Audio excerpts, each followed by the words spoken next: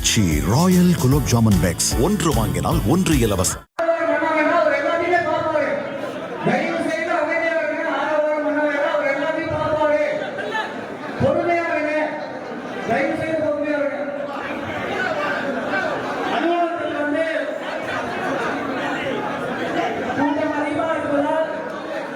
அதிமுக மூத்த தலைவர்களில் ஒருவரும் கோபிச்செட்டிப்பாளையம் எம்எல்ஏவுமான செங்கோட்டையனுக்கும் எடப்பாடி பழனிசாமிக்கும் கருத்து வேறுபாடு ஏற்பட்டது.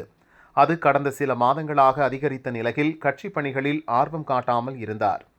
சட்டசபை தேர்தல் நெருங்கும் நிலையில் செப்டம்பர் 5ஆம் தேதி தனது முடிவை அறிவிக்கப் போவதாக கூறினார். அதன்படி கோபிச்செட்டிப்பாளையத்தில் உள்ள தனது அலுவலகத்தில் செய்தியாளர்களை சந்தித்தார். அலுவலகத்துக்கு வெளியேயும் உள்ளேயும் கூட்டம் நிரம்பி வழிந்தது. கடும் சிரமத்துக்கு இடையே ஆபீஸுக்குள் வந்தார். அவர் உட்கார்ந்து பேட்டி கொடுக்க கூட சேர் போடவில்லை. டென்ஷன் ஆகி உதவியாளர்களை கடிந்து கொண்டார்.